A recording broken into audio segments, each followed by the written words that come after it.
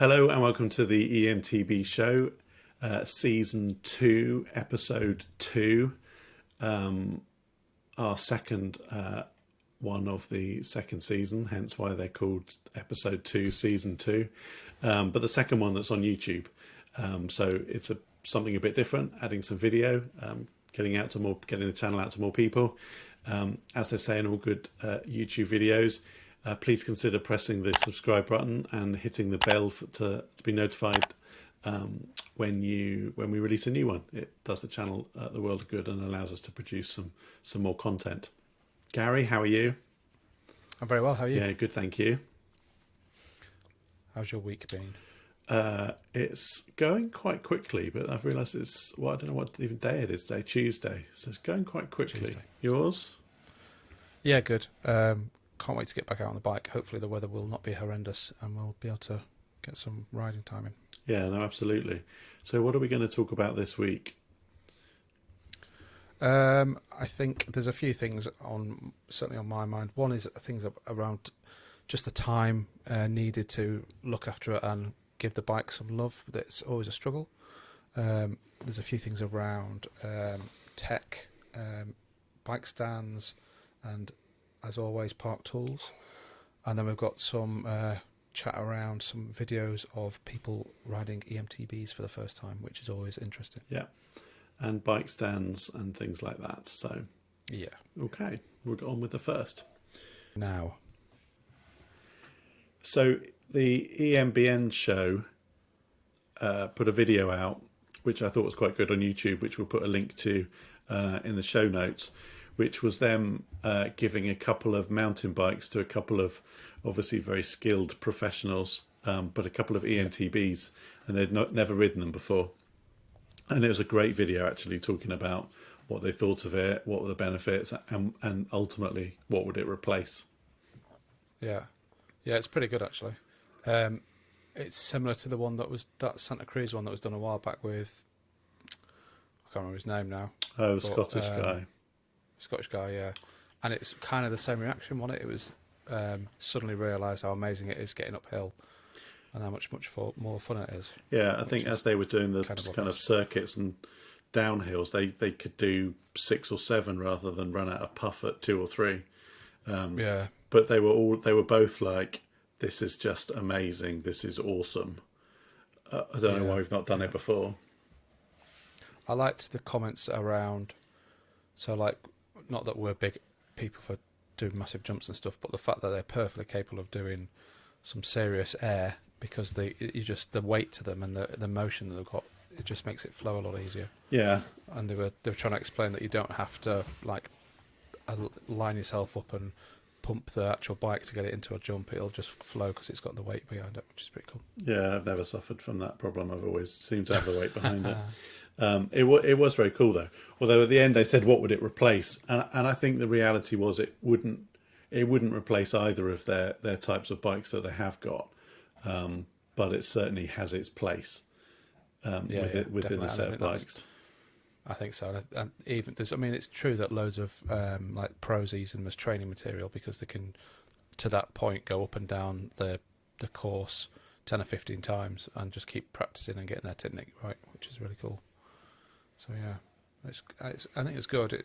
Not that they need to be helped selling them at the moment, but it's certainly interesting. Interesting that Marin are very late to the party there, isn't it? Because they're obviously both Marin riders because they're on Marin bikes. I thought Matt was hilarious. With coil shocks. With coil shocks. He didn't know half the components on the bike, which is a bit worrying for a pro rider. Yeah. And he was struggling getting it to work. But it's turning it on, I think, was the most difficult bit. But just the reaction of people that use them for the first time is literally just hooked after using it for a couple of minutes. Yeah. No, definitely. Although the jumps that they did in them scare the living daylights out of me. I don't even know. I don't know whether it's an age thing, but I wonder whether you've got to start practicing that really young, where you've got absolutely no fear and no sense of danger. Yeah, I think maybe.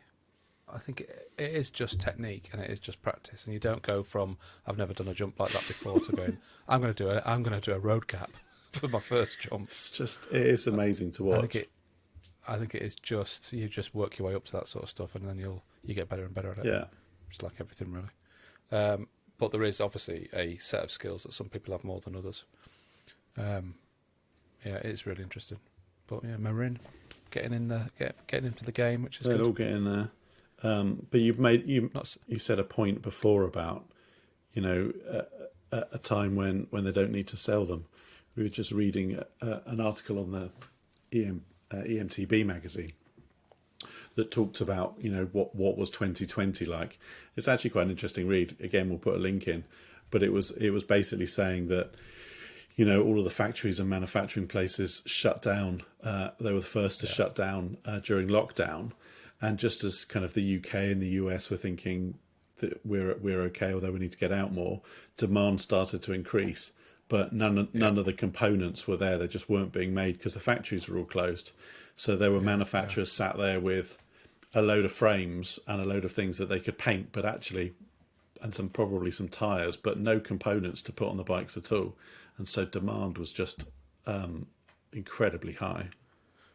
Yeah, it's interesting, really, because you kind of wouldn't think that would be the problem. You'd think it would just be like shipping that's an issue or something, not actual components being made, which I find that fascinating, really.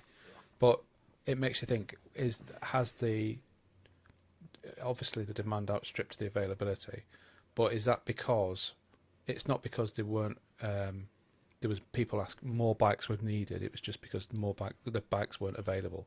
It wasn't that your average year's worth of sales had doubled. It's just that sale had happened quicker and the components just weren't available. I think that's the point. Although it's really interesting, actually, because every time I look at a classified ad on a mountain bike at the moment, pretty much every one I've looked at in the last week, it's been somebody selling a mountain bike to get an e-bike. Oh, really?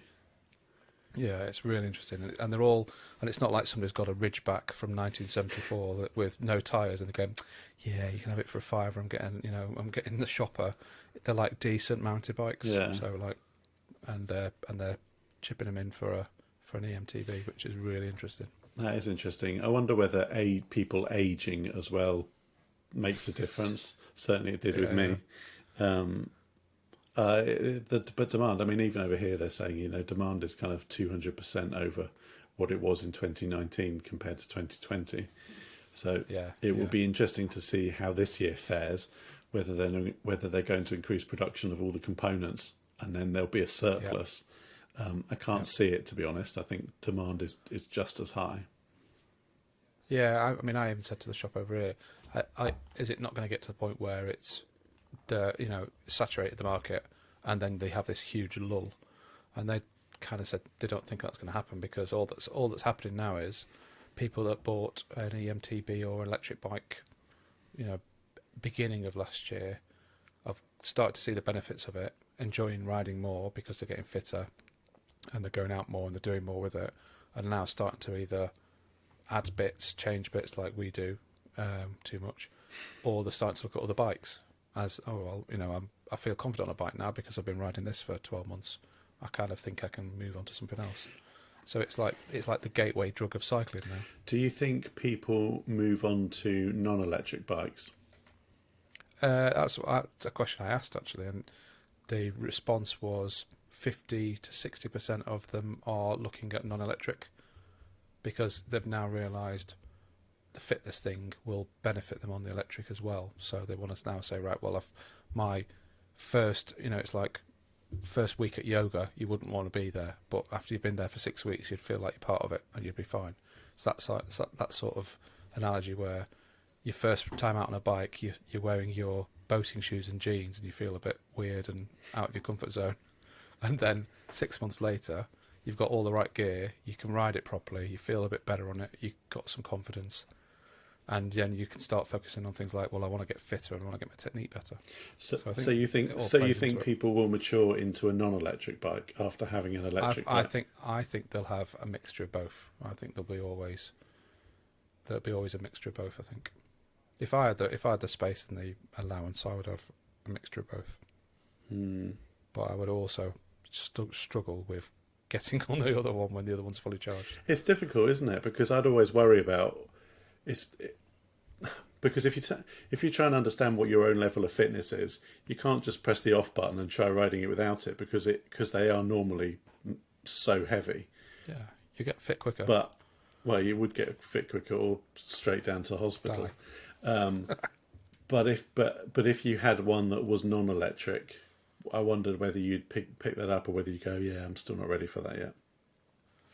I'm just trying to in my head justify not buying a normal bike ever again and sticking with electric. Yeah, I think there's a time and place for them. I think certainly for me, there's plenty of times when we're out and I'm thinking this piece of trail that I'm on would be as much fun and probably easier to handle on a non-electric, because there'd be a weight advantage. But then within yards of that, I'm glad I'm on the e-bike now, because I can't get up this hill. Yeah. So it's like you want to be able to. I mean, this is why the lightweights are going to be really popular. I think that's the other thing as well. I think as more lightweights come out, more people will start saying, I've got my high-end tank, but I also now want a lightweight for other stuff. So I think that's where they're going to get popular. Yeah. They just need to come down in price significantly. Yeah, if they were half of the price, that would make quite a difference. Yeah. I mean, we were out at the weekend, and what was I saying about? I don't care. I don't want more power. I'm not interested in more power. What I want is more range and less weight, and those are they're probably the most impossible combination going, to be honest. Yeah. But range, well, range is all about battery, isn't it? More than anything, battery efficiency and motor efficiency and battery density, and then lightweight is about making that battery smaller. So it's going to have to be super dense and very small to be able to. There will be a break point in the middle. I do think though my eMTB was kind of the last of the generation of non-carbon frames, and I suspect the newer version of it with a carbon frame will see considerable weight loss on it, even with the same battery and motor combination. Is yours only a carbon frame bike now? Yes. Oh wow. Yeah. Yeah, because I think mine's still available as a metal alloy bike, but yeah, the carbon ones are the better ones to go for. Yeah. So the 2 wasn't carbon when I bought it, but the following model year was. That's the one I wanted to upgrade to. That everybody said don't buy another one of the same bike. No, don't buy one of the same bike. Get a Rocky Mountain with a range extender.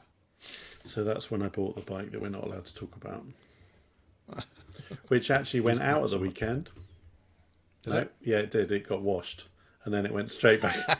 It got washed. I put I readjusted the seat so that the seat was actually straight on the crossbar, rather than off to one side because it blew over in the wind. And that's when my Park Tool torque wrench came in to put it to 6 Newton meters of torque.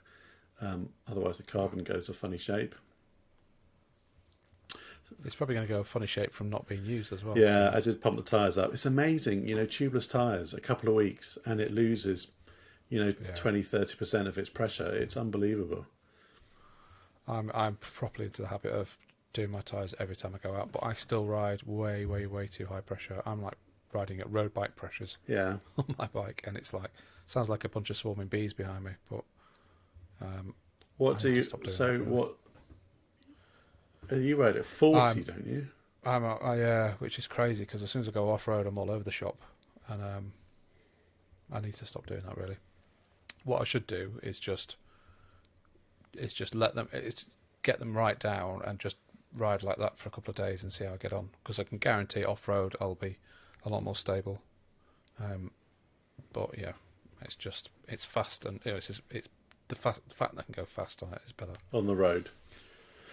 Yeah. So I think I used to ride at 40, but now actually they're 30s, and I think that made quite a difference for stability. Plus I come from the days of every time I went out getting pinch punches, because I used to be on tubes on my old Michelin Gators, or whatever they're called, the green ones on my Klein Attitude Race, and I'd go home every day with 2 Rex tubes. Well, that was the weight of the gas mask box that you used to have to wear as well, just in case there was another blitz. And that tray of loaves on the front, having to push them up that hill. Hovis. Hovis, yeah, trying to get to the top of that hill without an e-bike. Jesus, That advert would have been much shorter had there been an e-bike when he pushed it up. There'd been nothing left in the tray though. I did spend. I did spend. It would have been really good if they redo that advert with a guy manualing all the way up that He hill. would do with an S-Works. Danny McCaskill, Yeah, that's the guy. Danny McCaskill, that's the name you're looking for. Yeah, but if S-Works did it, it'd be, how much is a loaf of bread? 22,000 quid, because we've got to buy the S-Works bike to get it to the top of the hill. Yeah. I did spend quite a lot of time next to a postman's bike the other day. I didn't realise that the postman's bikes in Jersey, I mean, admittedly, it does have about 15 panniers on it. I didn't realise they were electric. Yeah. They're Pashleys, aren't they? Yeah, something like Is that. it Pashley? I don't know. I don't know when they moved electric, but I was quite impressed by that. Yeah, they fly along, don't Yeah. they? I think it might have been a union thing, so we're not going to ride anymore unless you give us electric. I wonder how many places actually still run bikes as post office instead of the vans, but probably A lot of the vans over here now are electric as well. Though, yeah, and they go just slowly doing that way. ridiculously quickly. Yeah, I saw that. This is going completely off on a tangent, but I'm getting a little bit obsessed with Rivians at the moment, and I've seen that Rivian. Obviously, I didn't realise that Amazon was one of the main investors in it, but they've taken delivery of the largest fleet of the vans. vans by Rivian, and they look freaking amazing. Like, to the point where I would happily be a delivery driver. I was watching. I can't remember what it was. It was this is this age-old thing about YouTube, isn't it? You kind of wake up at 1 o'clock in the morning, and you like watch video after video, and you, as I said to you before, you suddenly realise that you're watching a video on what colour was Jesus's hair, and you're like, I should really just go to sleep. Not found that one. But they were talking about vans, and they were talking about the new electric UPS vans, I think they were, and so basically they're modular. So you've got like a cab at the front, and then you can have as many sections as you like to make the van as long as you need it. But you literally got this like little screen that's like in the Tesla, and then he stands up, walks through like this massive walkway, doesn't even have to stoop into the back, gets his stuff, and then drops out the back and then goes and delivers it. It was unbelievable. Wow. Just that whole tech. Does it mean they still have the opportunity to stand at the end of the drive and throw it at your house? Yeah, I think one of the options is actually a catapult. They just put the box in the catapult, aim it on the screen, and just fire it. Yeah, they've probably got a mechanical boot in the back that just kicks it out the back of the vehicle. It's all managed from the screen at the front. No, obviously not having a go at UPS at all. Just Hermes. No, they're all good. The people that deliver to me all of the gadgets and toys. So we did go. We did go out the weekend, and I wanted to talk about time. Time. Yeah, it's a bit. Where are we going with this?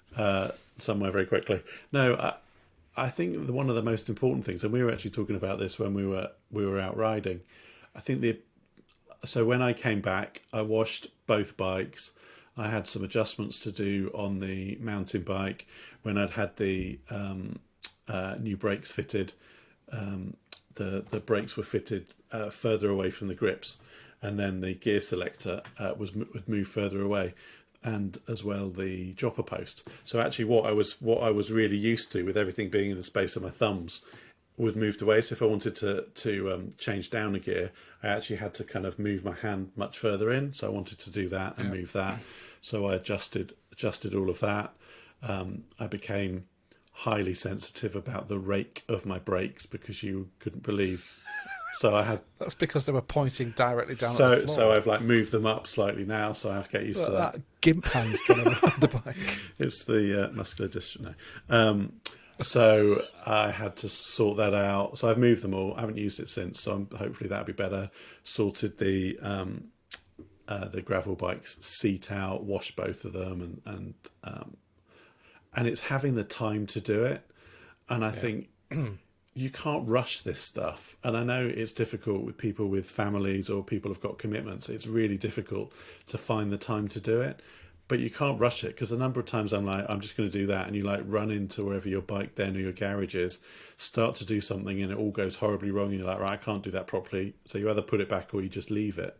I think it's the worst thing to do. Yeah. So what time did I get up? So we went for a ride morning. I got up at 7:30 in the morning to be able to give myself enough time to put my bike back together so that it was safe to ride and I wouldn't kill myself, which is bloody ridiculous, to be honest. But it's. I mean, all I had to do was literally put my wheels back on. But in reality, I did a load of stuff which it probably needed. Gave everything a clean, re-greased my through axles, tightened up my jockey wheels because there was a loose, which was interesting because that's one of the problems you had. Yeah. I moved my Wahoo bike computer as well. So I did loads of bits and bobs. And pumped my tyres up to 400 psi as always. And all the time I was charging it as well because I forgot to charge it. But yeah, I had to find time to do that, and it's not something I'm going. And I want to do my rear cassette and chain, and I did get up thinking I was going to do that, and then I thought I haven't got time to rush this. I need to take my time with it and make sure I do it properly, because otherwise I'm going to be halfway around the island when it all falls off. Yeah. So I didn't do it. It's committing the time to it and focusing on it that's important, like anything really. Yeah, I think it makes a huge difference. One thing I did do at the weekend, my new bench mount bike stand, I had to play with that. Yeah. Worked out where it needs to. Well, I was originally going to actually mount it on a bench. Clearly that's a stupid idea because that's what it's called. So I'm now going to mount it on a arm that swings out from the wall. A pivotelli. Because yes, that's what they were called back in the day. A pivotelli. Yeah, so I'm going to do that, which means I need to borrow a welder to make that happen. What if you screwed a block of wood to the arm and then screwed the mount to the block of wood? Could do it like that. I could make the whole thing out of wood, and it would look like something from the Ark, which would be quite cool. Yeah. Plenty of 3x2. Yeah. Put a saddle. I could do it that way. Put an old like leather saddle on it as well to make it look like an old barn arm or something. Stable. Yeah, could do. Maybe not. And lash it with rope. Yeah, that's not a bad idea. So that got me onto thinking, right, what's the safe? What do I need to do to make sure that it can hold the bike up? Which then sent me down a YouTube dark alley, looking at bike stands, what's the best one for. Well, first I was looking at how to mount a bike safely on a bike stand without damaging it, which then sent me down the road of what's the best bike stands in for 2020, which then sent me down there what's the best bike stands for eMTBs, and I went all over the place at that point. I couldn't even find my way back out. And what colour was Jesus's hair? Purple. Only on that Saturday night that it went out. The thing that was really interesting was the Park Tools YouTube channel, which is brilliant, and James has the T-shirt and the tattoo. They did a really interesting. Okay, this might not be interesting for everybody, but they did a really interesting video on what pressure and the best way of holding a bike on a bike stand. They weren't focusing on eMTBs, but they were focusing on where to actually clamp a bike and what's safe and what isn't, and the whole thing around people saying if you clamp your seat post, you're going to snap it off or you're going to bend it, and they basically showed that the amount of weight going through it is absolute, and the force going through it is absolutely nothing compared to, I can't remember what they were comparing it to, but there was another part of a bike that they were comparing the weight. Oh, it was some of the nuts on things like the seat post clamp, how tight that is in Newton meters compared to the weight and the force against just the clamp holding your bike on, and it was massively different. It's like something like 29 pound square feet or whatever compared to 200 and odd. It's just unbelievable. Did they have a whiteboard on that video? They did. Yeah. He had a whiteboard and pens. Yeah. It was amazing. And you write down. I wish I had him as a school teacher. Yeah. Good old Calvin. Yeah, it's like Calvin, the absolute legend. His moustache is as famous as he is. It's awesome. It's What's New in Blue. Yeah. It's just amazing. The moment that comes out, just have to go there. It doesn't sound. You've got to be very careful who you talk to about that because it sounds seriously touchy. It is, and I'm sure it is. It's a tool addiction.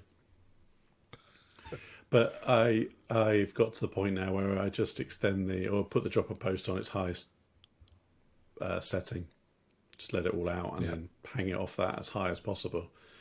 Because I think in the video he does a demonstration of it pulling out a dropper post that's at its lowest setting, and it's just not designed for that. Yeah, that was interesting, that bit, actually. I thought that was... Although, was that a fluid one? I think that... Did that have... Oh, was it? I don't know. I probably was the only one sad enough to look at a website as to how dropper posts actually work. Are you going to tell me? I was quite impressed. So if you imagine like the tube, in the tube is a gas canister that takes 50% of the width of the tube, and that's the main canister. And then either side are the like slave canisters. So as you push the tube down, the air comes out of the main tube and fills the slave canisters, which gets the tube down. And then when you wanted to put your seat back up again, the slaves empty back into the main one to fill the... It's just hydraulics, really. But it was quite impressive. There's a lot of engineering gone into that, which is why they are at a couple of £100. Yeah, they are ridiculously expensive, but very cool. I'm surprised that people don't use them the way I do, to be honest, because every time I stop at anywhere, I'm using my dropper post. I'm probably using it more than it should do, really. Yeah. But I'm all over that thing. I love it. It is definitely the best thing on my bike. Other than the motor. Yeah, I can survive without a dropper post. Is very good. With that Although I did think with the gravel bike, I don't need a dropper post. Sorry, when I first bought it, I was like, I need a dropper post on it, and now I don't need one on it. No, you're not. I don't think you're riding it in the way that would require one, really, are you? Well, not in the garage. It needs a more stable stand, I think, probably. Yes, maybe. I think that's the problem. So what's new in blue? There are some very good videos there. Yeah. And what about? And he's just been on GMBN Tech, which was a GMBN show. They've got the tech channel, which is really cool, where I'm spending a lot of my life at the moment. And he's just been on there. Absolute legend, that guy. What was he talking? I haven't seen that video. What was he talking about on there? What was he talking about? That's a good point, actually. Where did it go? I will have to come back to you on that one. They are very good. I can't remember the other guy's name in the Park Tool video that they do the kind of Park Tool University pieces, but they are very good. But they just make stuff look so easy, and they make you look like, oh, actually, I could just do this at home, and it's only replacing the crank arms in 0.8 of a second. Yes, then when you try it, and then you end up going to the bike shop with a frame and bags with lots of pieces in. It's just about having the right tools, really. I think more than anything, and that's why a decent bike shop has a wall of them. Yes, I wonder. There must be a video somewhere on what is the cost. What's the initial setup cost of tools to do that? To run a bike shop. Yeah, quite expensive, I can imagine. So you've just taken delivery of a new rear cassette. Yes. The same one, same stuff that I've got on now, but a different colour. Yeah, and it's also must be worn, the one that you've got as well, which would be another reason to do. Oh, it's knackered. It is absolutely knackered. It looks like the chain, even though I took it all apart at the weekend, and before we obviously went out and had to put it all back together, I completely degreased the chain. I know you're not supposed to do it. Oh, well, people say don't do it because it's actually degreasing the actual inner bearings of the actual chain. But it literally looked like it had been dragged through a tar pit, and it was just beyond any help at all. So I completely degreased it, but then I literally sat it in some oil for a bit so I could get it clean. And it's so worn, it's unbelievable. Absolutely amazed. I mean, I'm being super conscious now when I'm changing gear, which is quite easy to do on a mountain bike and give it some real stress. I'm being really careful because it's going to snap at some point. But I've got a new chain, a new cassette to go on, which I'm going to do hopefully one night this week. Hopefully, which should be all right. I think I've still got my valves to replace because I've actually took the valve core off the rear wheel, left it in a cup of hot water to try and get all the gunk out of it and clean it all up, which it did. It actually was quite successful at that. But what it did show was the threads completely shot on it. So the gunk was holding it together. On which bit, sorry? The rear valve core right, and okay. the tyre valve. So I've got some new ones of those to go on. And the good guys at Big Magazine have said I can use some of their space and time, or certainly their space, and they'll give me a bit of a hand and guidance on doing that, which will be interesting and should be good fun. But I might end up making a mess of their workshop with tyre sealant just by everywhere. looking at the tools. Oh, right, tyre sealant. Okay. Yes, that's tyre sealant all over that wall. I'm sorry, sir. It's just the park tool stuff. Oh, that should be quite good, but we'll have to try and film some of that and get that on the channel. Me dripping tyre sealant everywhere. Yeah. Surely if you did it really quickly, you could get the new valve stem in without too much air or liquid coming out. If I drill a hole in the side of the rim, I can just ram it through with a hammer. That's not a bad That's what I was idea, thinking of doing. because there's some great adverts on Instagram at the moment for kind of tube sealant. So you could do that. They're like banging nails on it and then they're taking it out and then reinflating it. You could do that really quickly. Yeah, I'm sure that'll work. If I used expanding foam, it would be even better. That would be great. Or the new tyres that the new tyres that they've got for cars that are just, you know, that like 3D printed layers of plastic, so they don't have air anymore. I'll tell you one thing. Talking of tyres and tubes and sealant and all that malarkey, I've seen quite a lot of. And there's a few Instagrams I've seen about it as well. I don't know why. Of people saying moving back to tubes. Really? As in like decent, popular, certainly from a views and Sensible subscriptions people on YouTube.